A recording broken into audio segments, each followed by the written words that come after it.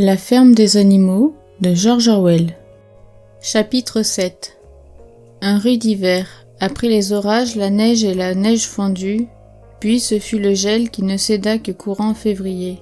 Vaille que vaille, les animaux poursuivaient la reconstruction du moulin, se rendant bien compte que le monde étranger les observait et que les humains envieux se réjouiraient comme d'un triomphe si le moulin n'était pas achevé dans les délais. Les mêmes humains affectés par pure malveillance de ne pas croire à la fourberie de Boule de Neige. Le moulin se serait effondré tout seul, allez en croire, à cause de ses murs fragiles. Les animaux savaient, eux, que tel n'était pas le cas. Encore qu'on eût décidé de les rebâtir sur 3 pieds d'épaisseur au lieu de 18 pouces, comme précédemment. Il leur fallait maintenant amener à pied d'œuvre une bien plus grande quantité de pierres. Longtemps, la neige amoncelée sur la carrière retarda les travaux. Puis ce fut un temps sec et il gela, et les animaux se remirent à la tâche. Mais elle leur était pénible et ils n'y apportaient plus qu'un moindre enthousiasme. Ils avaient froid tout le temps, la plupart du temps ils avaient faim aussi. Seul Malabar et Douce gardaient le cœur à l'ouvrage.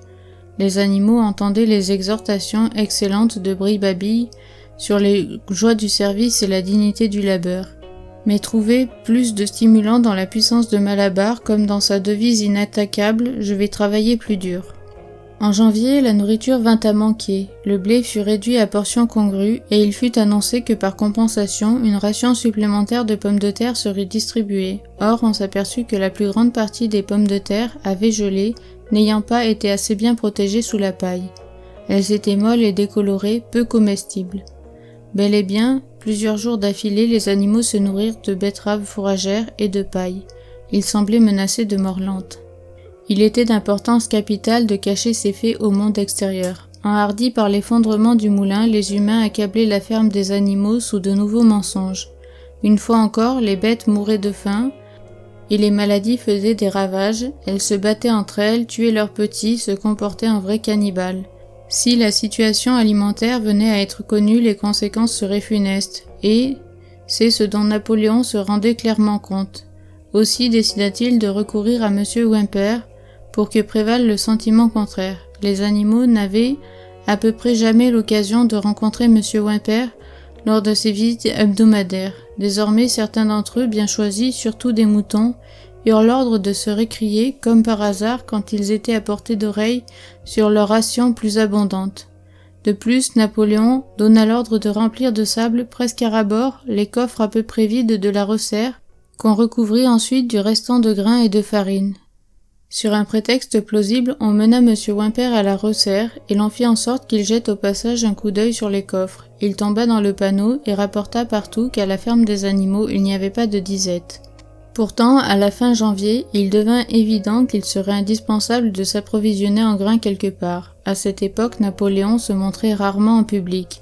Il passait son temps à la maison, où sur chaque porte veillaient des chiens à la mine féroce. Quand il quittait sa retraite, c'était dans le respect de l'étiquette et sous escorte, car six molosses l'entouraient et grognaient si quelqu'un s'approchait de trop près.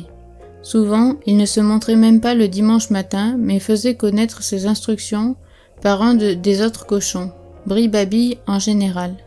Un dimanche matin, Bri-Babi déclara que les poules qui venaient de se remettre à pondre devraient donner leurs œufs. Napoléon avait conclu par l'intermédiaire de Whymper un contrat portant sur 400 œufs par semaine. En contrepartie, on se procurerait la farine et le grain jusqu'à l'été et le retour d'une vie moins pénible. Entendant ce qu'il en était, les poules élevèrent des protestations scandalisées. Elles avaient été prévenues que ce sacrifice pouvait s'avérer nécessaire, mais elles n'avaient pas cru qu'on en viendrait là. Elles déclaraient qu'il s'agissait de leur couvée du printemps et que leur prendre leurs œufs était criminel. Pour la première fois depuis l'expulsion de Jones, il y eut une sorte de révolte. Sous la conduite de 3 poules noires de Minorque, les poules tentèrent résolument de faire échec aux vœux de Napoléon. Leur mode de résistance consistait à se jucher sur des chevrons du comble, d'où les œufs pondus s'écrasaient au sol. La réaction de Napoléon fut immédiate et sans merci. Il ordonna qu'on supprime les rations des poules et décréta que tout animal surpris à leur donner fût-ce un seul grain serait puni de mort. Les chiens veillèrent à l'exécution de ces ordres. Les poules tinrent bon 5 jours, puis elles capitulèrent et regagnèrent leur pondoir. 9 d'entre elles, entre-temps, étaient mortes. On les enterra dans le verger, Et il fut entendu qu'elles étaient mortes de coccidiose. Whymper n'eut pas vent de l'affaire, et les œufs furent livrés en temps voulu. La camionnette d'un épicier venait les enlever chaque semaine. De tout ce temps, on avait revu Boule de Neige. Mais on disait que sans doute il devait se cacher dans l'une ou l'autre des 2 fermes voisines, soit Foxwood, soit Pinchfield. Napoléon était alors en termes un peu meilleurs avec les fermiers. Il faut dire que depuis une dizaine d'années, il y avait dans la cour sur l'emplacement d'une ancienne hêtraie une pile de madriers. C'était du beau bois sec que Whymper avait conseillé à Napoléon de vendre. De leur côté, M. Pilkington et M. Frédéric désiraient l'acquérir. Or, Napoléon hésitait entre les deux sans jamais se décider. On remarqua que chaque fois qu'il penchait pour M. Frédéric, Boule de Neige était soupçonné de se cacher à Foxwood. Au lieu que si Napoléon inclinait pour M. Pilkington, alors Boule de Neige s'était réfugié à Pinchfield. Et soudain, au début du printemps, une nouvelle alarmante. Boule de Neige hantait la ferme la nuit. L'émoi des animaux fut tel qu'ils faillirent en perdre le sommeil. Selon la rumeur, Boule de Neige s'introduisait à la faveur des ténèbres pour commettre 100 méfaits. C'est lui qui volait le blé, renversait les seaux à lait, cassait les œufs, piétinait les semis, écorçait les arbres fruitiers. On prit l'habitude de lui imputer tout forfait, tout contretemps. Si une fenêtre était brisée, un égout obstrué, la faute lui en était toujours attribuée, et quand on perdit la clé de la resserre, dans la ferme entière ce fut un même cri. Boule de Neige l'avait jeté dans le puits. Et chose bizarre, c'est ce que les animaux croyaient toujours, après qu'on eut retrouvé la clé sous un sac de farine. Unanimes, les vaches affirmaient que Boule de Neige pénétrait dans l'étable par surprise pour les traire dans leur sommeil. Les rats qui cet hiver-là avaient fait des leurs passaient pour être de connivence avec lui. Les activités de Boule de Neige doivent être soumises à une investigation implacable, décréta Napoléon. Escorté de ses chiens, il inspecta les bâtiments avec une grande minutie, les autres animaux le suivant à distance de respect. Souvent, il faisait halte pour flairer le sol, déclarant qu'il pouvait déceler à l'odeur des empreintes de Boule de Neige. Pas un coin de la grange, de l'étable, du poulailler et du potager qu'il ne renifla, à croire qu'il suivait le traître à la trace. Du groin, il flairait la terre avec insistance, puis d'une voix terrible s'écriait « Boule de Neige, il est venu ici, mon odorat me le dit ».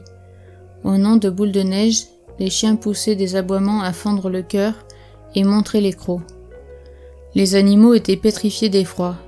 C'était comme si Boule de Neige, présence impalpable, toujours à rôder, les menaçait de sans danger. Un soir, Bribabi les fit venir tous. Le visage anxieux et tressaillant sur place, il leur dit qu'il avait des nouvelles graves à leur faire savoir. « Camarades, s'écria-t-il en sautillant nerveusement, Boule de Neige s'est vendu à Frédéric, le propriétaire de Pinchfield, qui complote en ce moment de nous attaquer et d'usurper notre ferme. C'est Boule de Neige qui doit le guider le moment venu de l'offensive. Mais il y a pire encore. Nous avons cru la révolte de Boule de Neige causée par la vanité et l'ambition.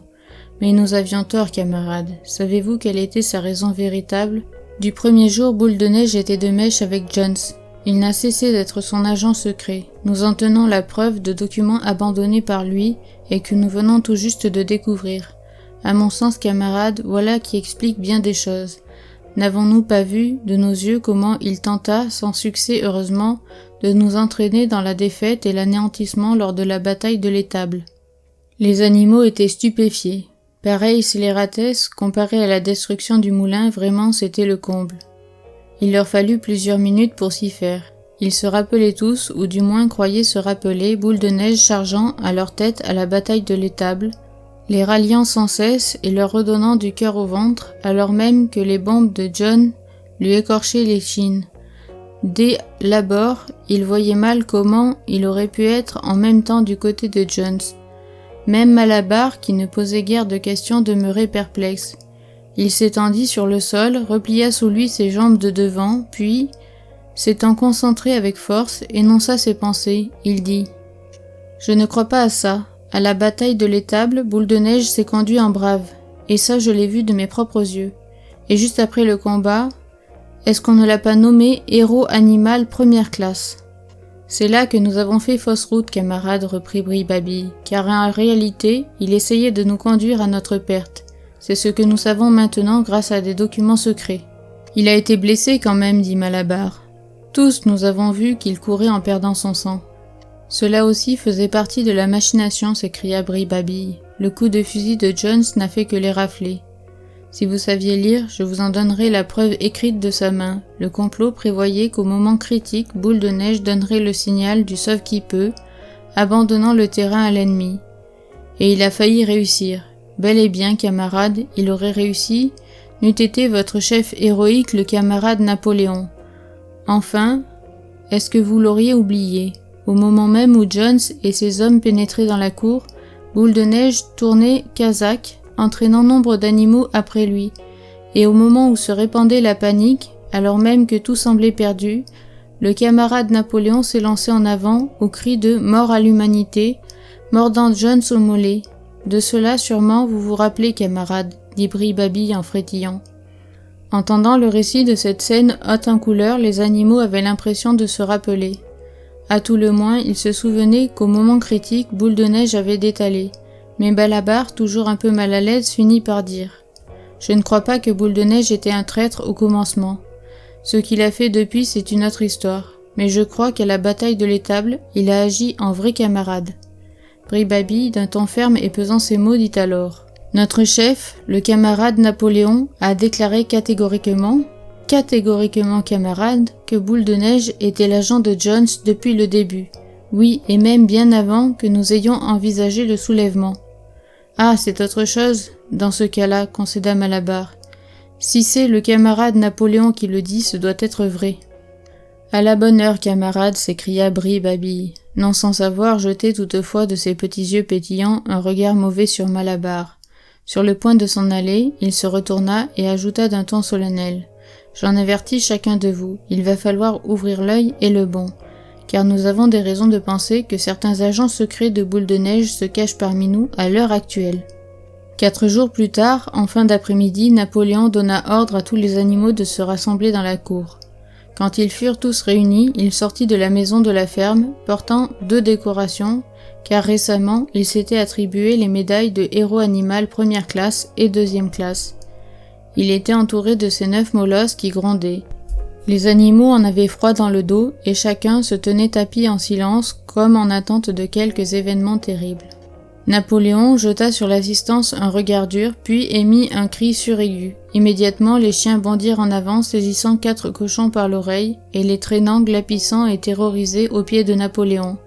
Les oreilles des cochons saignaient et quelques instants, les molosses ivres de sang parurent saisis d'une rage démente.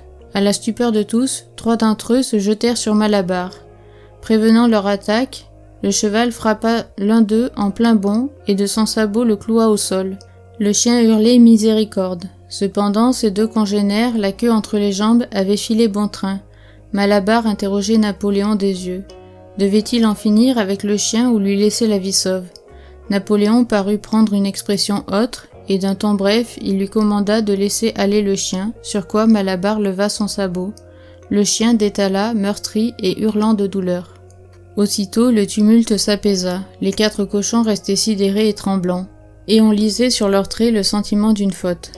Napoléon les invita à confesser leurs crimes. C'étaient là les cochons qui avaient protesté quand Napoléon avait aboli l'assemblée du dimanche. Sans autre forme de procès, ils avouèrent, oui, ils avaient entretenu des relations secrètes avec Boule de Neige depuis son expulsion. Oui, ils avaient collaboré avec lui à l'effondrement du moulin à vent, et oui, ils avaient été de connivence pour livrer la ferme des animaux à Monsieur Frédéric. Ils firent encore état de confidence du traître depuis des années, il était bien l'agent secret de Jones. Leur confession achevée, les chiens sur le champ les égorgèrent. Alors, d'une voix terrifiante, Napoléon demanda si nul autre animal n'avait à faire des aveux. Les 3 poulets qui avaient mené la sédition dans l'affaire des œufs s'avancèrent disant que Boule de Neige leur était apparu en rêve. Il les avait incités à désobéir aux ordres de Napoléon. Eux aussi furent massacrés. Puis une oie se présenta. Elle avait dérobé 6 épis de blé à la moisson de l'année précédente et les avait mangés de nuit.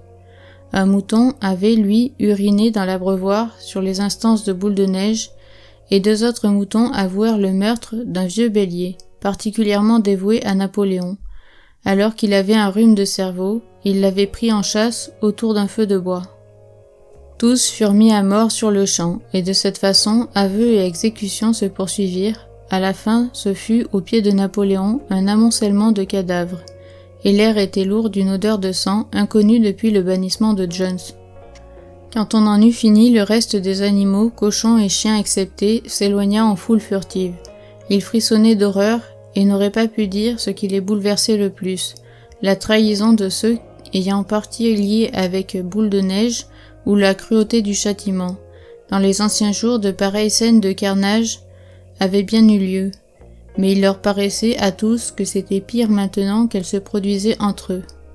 Depuis que Jones n'était plus dans les lieux, pas un animal qui en eût tué un autre, fût-ce qu'un simple rat. Ayant gagné le monticule où, à demi achevé, s'élevait le moulin, d'un commun accord les animaux se couchèrent, blottis côte à côte, pour se faire chaud.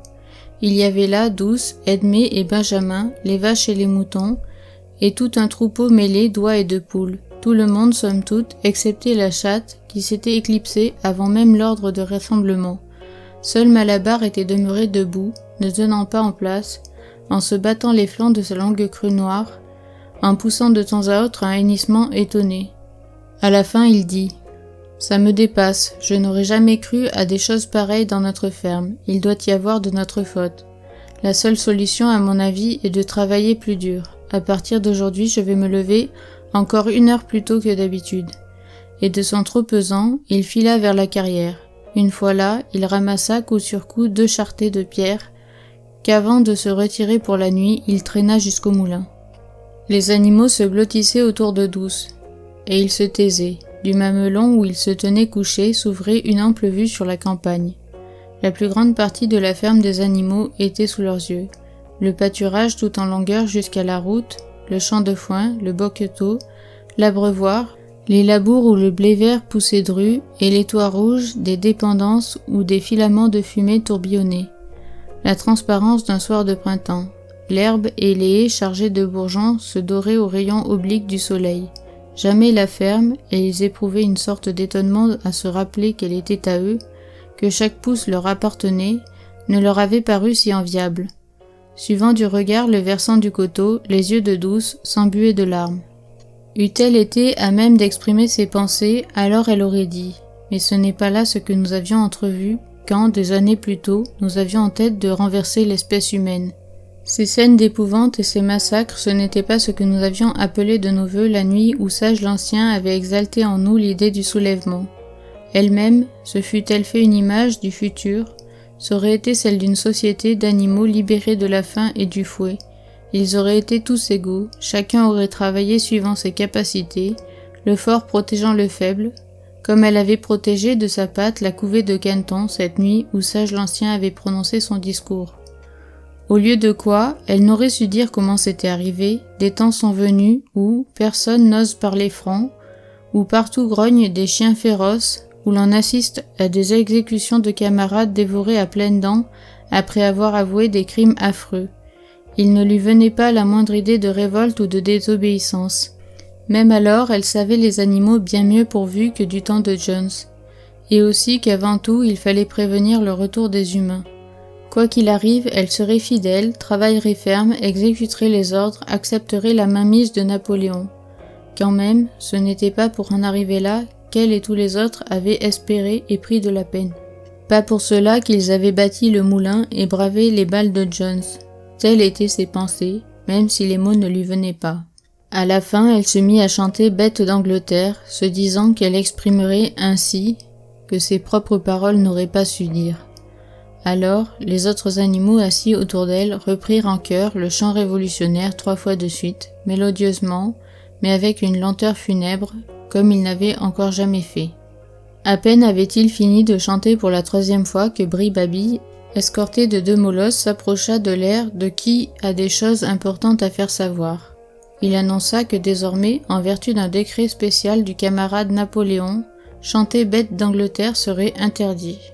Les animaux en furent tout décontenancés. « Pourquoi » s'exclama Edmé. « Il n'y a plus lieu, camarade, dit Bri-Babi d'un ton cassant. Bête d'Angleterre, c'était le chant du soulèvement. Mais le soulèvement a réussi. L'exécution des traîtres cet après-midi l'a mené à son terme. Au dehors comme au dedans, l'ennemi est vaincu. Dans Bête d'Angleterre étaient exprimées nos aspirations à la société meilleure des temps à venir. Or, cette société est maintenant instaurée. Il est clair que ce chant n'a plus aucune raison d'être. Tout effrayés qu'ils fussent, certains animaux auraient peut-être bien protesté si à cet instant les moutons n'avaient entonné leur bêlement habituel, 4 pattes oui, 2 pattes non, et ils bêlèrent plusieurs minutes durant et mirent fin à la discussion. Aussi n'entendit-on plus Bête d'Angleterre. À la place, Minimus, le poète, composa de nouveaux couplets, dont voici le commencement. Ferme des animaux, jamais de mon fait ne viendront tes mots. Et c'est là ce qu'on chante chaque dimanche matin, après le salut au drapeau.